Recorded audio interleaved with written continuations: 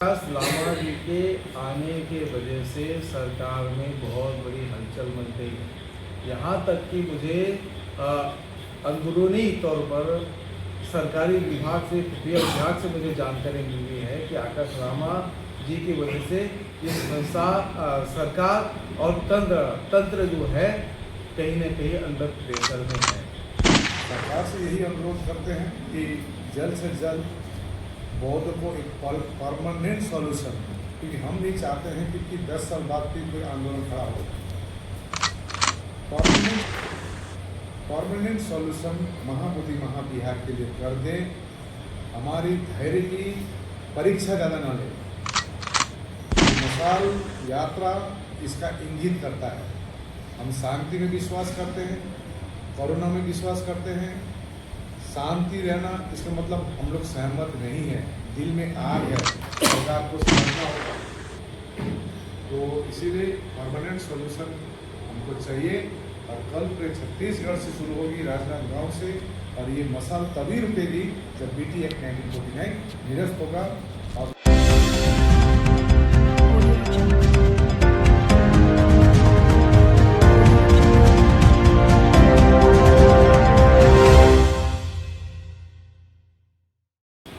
तथागत भगवान गौतम बुद्ध बोधिसत्व डॉक्टर बाबा साहब अम्बेडकर जी को नमन। आज हम मशाल यात्रा को लेकर छत्तीसगढ़ में एक माह का जो आंदोलन चला, उसी तारतम्य में सेंट्रल कमेटी ने जो निर्णय लिया कि महाबोधि महावीर मुक्ति आंदोलन को लेकर बौद्धों को मिलना चाहिए, उस उद्देश्य को लेकर पूरे देश में शांति मशाल यात्रा का आयोजन होगा। और यही शांति मशाल हमारे बीच में माननीय आकाश लामा जी के नेतृत्व में पूरे भारत में शांति मशाल यात्रा घूम रही है। तो 10 अगस्त को नागपुर से मशाल जो यात्रा प्रारंभ होकर वो भारत के विभिन्न राज्यों में पहुंची, कर्नाटक पहुंची, मध्य प्रदेश और दार्जिलिंग, और मध्य प्रदेश से होते होते वो यात्रा छत्तीसगढ़ आई। और कल छत्तीसगढ़ में विशाल शांति मशाल यात्रा है जो महाबोधि महावीर मुक्ति आंदोलन के लिए है, BT एक्ट 1949 को रद्द करने के लिए है, बौद्धों को महाबोधि महावीर का प्रबंधन सौंपने के लिए है। तो इसी तारतम्य में आज हमारे बीच में माननीय आकाश लामा जी खुद स्वयं पहुँचे हैं।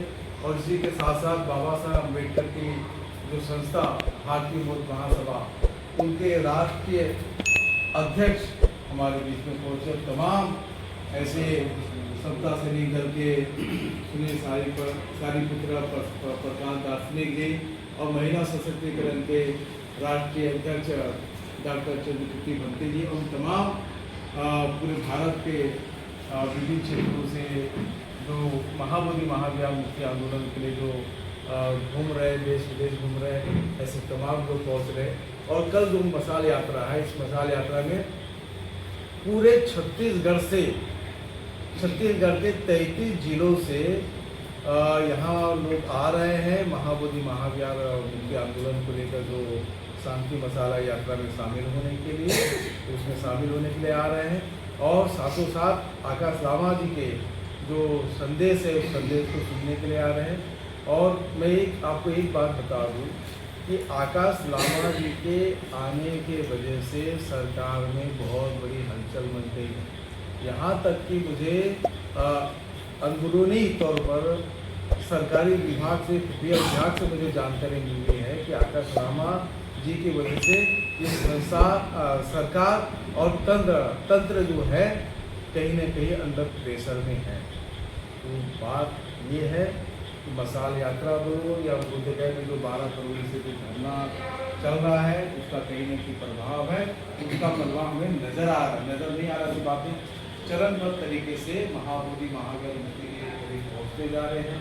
और सरकार में एक बात बता दूँ, अगर महाबोधि महाविहार जो 12 फरवरी से जो पूरे देश में आकाश लामा जी के नेतृत्व में जो धरना प्रदर्शन जो चल रहा है, अनिश्चितकालीन जो चल रहा है और इन्हीं के नेतृत्व में पूरे भारत में चल रहा है, तो कहीं ना कहीं सरकार में इफेक्ट ये पड़ा है कि इफेक्ट कैसे पड़ा है कि उन्होंने अभी हफ्ते भर पहले एक कमेटी तैयार की जिसमें विदेशी और अन्य लोगों को लिया गया, यानी क्यों सामंजस्य बिठाने के लिए कि यानी ये धरना को उन्होंने इसलिए लिया क्योंकि अगर वो नहीं लेते तो बाकी लोग धरना का यानी महाबोधि महावीर के विरोध में जाते तो सरकार के इफेक्ट है।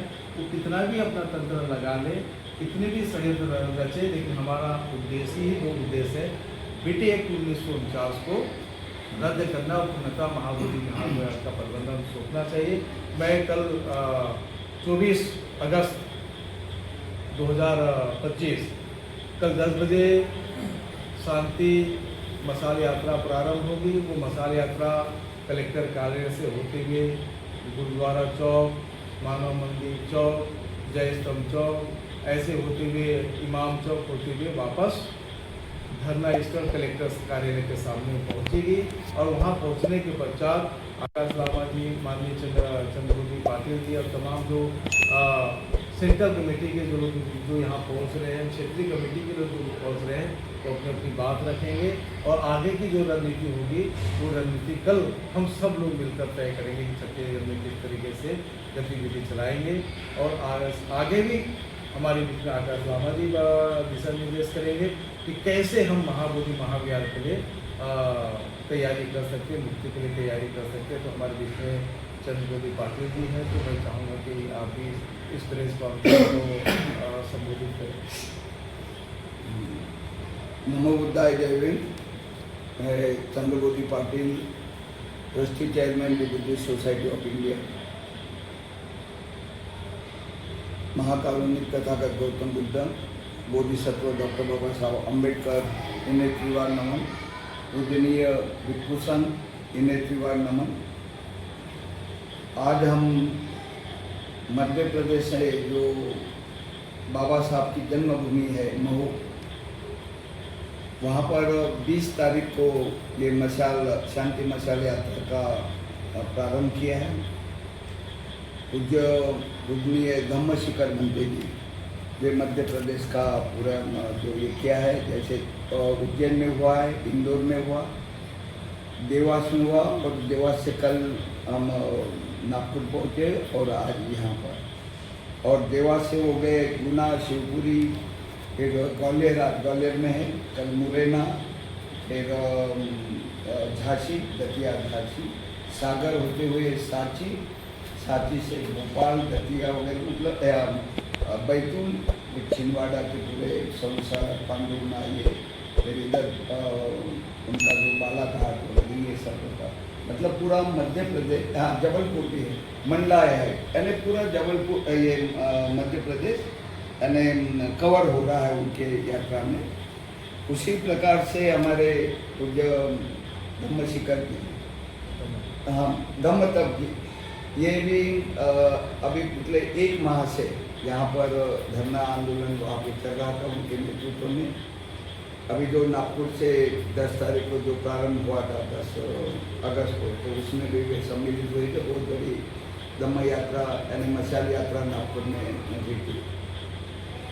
और जैसा पंडित जी का दार्जिलिंग में और उसके अलग अलग जगह, देश के अलग अलग जगह, हम अभी कर्नाटक गए थे, बेंगलोर में हुआ, फिर मैसूर में हुआ, यानी धरना आंदोलन और मशाल यात्रा, तो कर्नाटक भी हो गया। और वे कर्नाटक में बाकी जिलों में भी उसका प्रारंभ किया। फिर हम अभी तेलंगाना और आंध्र प्रदेश की बात कर रहे थे वहाँ पर, क्योंकि उसके पूर्व हमारी बैठकें हो चुके हैं, मतलब सभाएं हुई है इसके बारे में, हैदराबाद में हुई है, अभी विजयवाड़ा में होना है। तो ये पूरे भारत के अलग अलग जगह पर यानी प्रदेशों में ये यात्रा हो रही है। लेह लद्दाख तक हम पहुँचे थे, लेह लद्दाख में हो गया है। तो कहने का मतलब कि ये जो 12 फरवरी से जो आंदोलन चल रहा है, धरना चल रहा है बुद्ध गया में, अभी 187 दिन 90 के 190 दिन हो रहे हैं कंटिन्यू पूज्य भदंत प्रज्ञाशील महादेव के नेतृत्व में। तो उसका ये है। और आपको विदित है कि सुप्रीम कोर्ट में भी केस चली है, सुनवाई हुई है, अभी डेट अभी 30 अक्टूबर दी है, लेकिन मेन पिटिशनर जो अपने बदंत सूरी सोसाइटी उनके जो एडवोकेट है, कल हमारी बात भी हुई है, काफ़ी लंबी यानी चर्चा हुई इसी केस के लेकर। तो ये कानूनी कार्रवाई ये तो चल ही रही है, लेकिन उसके सपोर्ट में जो धरना आंदोलन, उसके सपोर्ट में ये जो मशाल शांति यात्रा जो है, जैसा पंडित जी ने कहा कि प्रशासन एकदम अंधा होके रह रहा, ऐसा नहीं, निगलेक्ट नहीं कर रहा, उनको कहीं ना कहीं ये आईबी जो है, आईबी की पूरी रिपोर्ट, हम यहाँ पर आए, यहाँ एक एक आदमी के फ़ोन नंबर हम क्या किसको फोन कर रहे हैं, ये तक हम वो टेक करते हैं, उनके पास है ये सब, यानी ये पूरे कनेक्शन और ये सब रिपोर्ट सेंट्रल गवर्नमेंट को जाती है, क्योंकि ये मामला अभी भारत का ही नहीं रहा, ये पूरे इंटरनेशनल स्तर पे अभी ये जो वीडियो बन रहा है, ये पूरा का पूरा इंटरनेशनल स्तर पे चला जाएगा, ये पूरे लाइव होगा। तो हमारा इतना है कि जो बीटी एक्ट 1949 जिसके अंतर्गत ये 4 बौद्ध, 4 हिंदू और कलेक्टर जो अध्यक्ष है, तो वो कमेटी में पूरा, क्योंकि ये बौद्धों की है, सिद्धार्थ गौतम ने को समृद्धि प्राप्त हुई, सम्राट अशोक ने बुद्ध विहार का निर्माण हुआ, तो हमारे पास यानी आस्था तो है, आस्था के साथ साथ हमारा ऐतिहासिक और पुरातात्विक एविडेंस है, ये मौजूद है, क्योंकि नाम ही बुद्ध गया है। अगर बुद्ध वहाँ पे नहीं होते तो बुद्ध गया नाम क्यों होता वहाँ पर? बोधि वृक्ष है, पूरे संसार के लोग आते हैं। जैसे अयोध्या का मामला हुआ, आस्था के नाम पे यानी हिंदुओं को दिया गया है, तो हम चाहते कि उसी को लेकर माननीय सुप्रीम कोर्ट, क्योंकि हमारी अपेक्षा अभी न्यायालय की तरफ है, सरकार क्या करती है वो तो बात की बात है, क्योंकि निवेदन वगैरह पिछले 3 साल से तो बहुत दिया है, आंदोलन हुए, प्रदर्शन हुए, निवेदन दिए, लेकिन उसका कोई नहीं। अब जो भी होगा वो अपने सुप्रीम कोर्ट के माध्यम से होगा, न्याय के, और हम भारतीय संविधान के अनुसार, मतलब आस्था है हमारी कि भाई संविधान के अनुसार अगर ये करे तो वो बौद्धों का जो प्रबंधन जो है बौद्धों के हाथ में रहेगा, और वो एक्ट यानी निरस्त होने का। तो ये जो प्रयास है, आप सभी जो उपासक उपासिका सभी प्रदेशों के जो इसमें साथ में चल रहे हैं, साथ दे रहे हैं, आप सबकी ताकत की वजह से हम आगे बढ़ रहे हैं। तो और बुद्धिस्ट सोसाइटी, समता सैनिक और अन्य जो संगठन है, ये भी यानी लगातार ऑल इंडिया बुद्धिस्ट फोरम के साथ में, लामा जी के साथ में है। तो मैं समझता हूँ कि आज जो कल का जो आंदोलन है धम्म, काफ़ी यानी हज़ारों की संख्या में उपस्थिति की अपेक्षा है। जिस तरह से धम्मतप भंते जी ने प्रयास किया है, घर घर जाके हमने देखा, घर घर जाके उन्होंने पैम्पलेट बांटे, जो प्रचार प्रसार किया है। तो और इतने देखे नागपुर से इतने सामने यहाँ पर आए हुए हैं, चंद्रकीर्ति भंते जी आएंगे, कल समता सैनिक दल के आ गए। तो मैं समझता हूँ कि सबकी मदद से, सबके सहयोग से यह आंदोलन यानी और मजबूत होगा, और इसके लिए आप सभी का जो आप उपासक उपासिका है, जो आप सहयोग दे रहे, आपको धन्यवाद देते हुए नमो बुद्धाय जय। हमारे बीच में बौद्ध कल्याण समिति के उपाध्यक्ष है, कल के तो आयोजन को लेकर वो अपने आह्वान करेंगे। ऐसा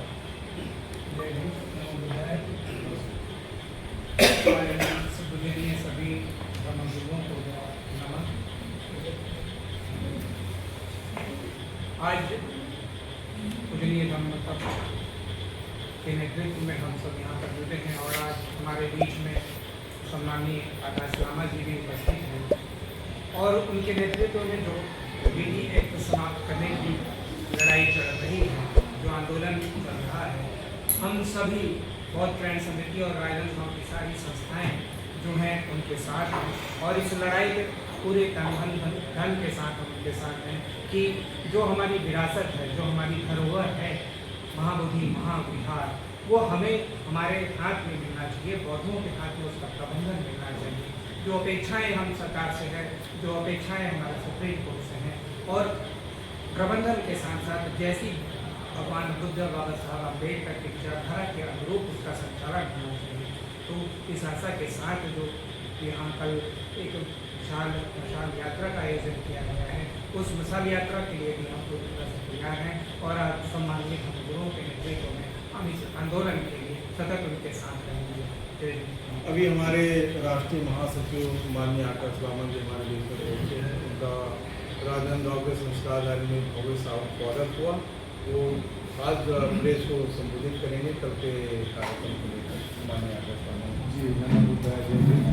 विशेष करके जितनी बात करनी थी सबने बता दिया है। ये मशाल यात्रा जो है क्यों जरूरत पड़ी? ये मशाल यात्रा एक बौद्धों के न्याय के लिए यात्रा है, भाईचारा का यात्रा है। कल दिन में निकलेगी मशाल। सरकार को 3 सालों से हम लोग इतने सारे ज्ञापन दे चुके हैं। बोध गया में 194 दिन तक 194 डेज तक भरते डटे हुए हैं।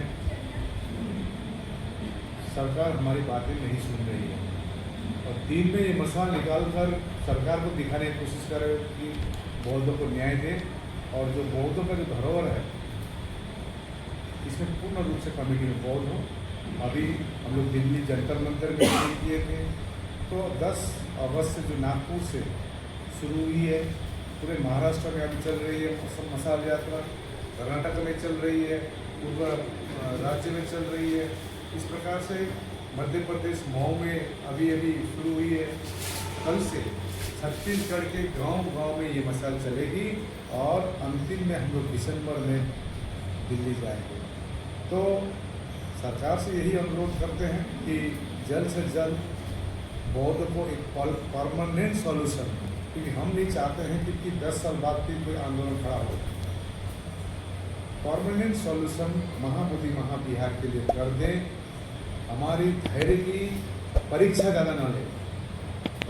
ये मशाल यात्रा इसका इंगित करता है। हम शांति में विश्वास करते हैं, करुणा में विश्वास करते हैं। शांति रहना इसका मतलब हम लोग सहमत नहीं है, दिल में आग है, सरकार को समझना होगा। तो इसीलिए परमानेंट सॉल्यूशन हमको चाहिए। और कल प्रे छत्तीसगढ़ से शुरू होगी, राजनांदगांव से, और ये मशाल तभी रुकेगी जब BT एक्ट 1949 निरस्त होगा। और मैं तमाम जहाँ भी राज्य में अभी हम जा रहे हैं, पूरे मैं अभी अनुरोध कर रहा है कि आप लोग भी अपनी जगह पर मशाल शुरू कीजिए और दिल्ली पहुँचना है। कोई भी अफवाह में आप लोग ना फंसे। जो र्यूमर बोलती है, हजारों साल से अफवाह में फंसते जा रहे हैं हम लोग।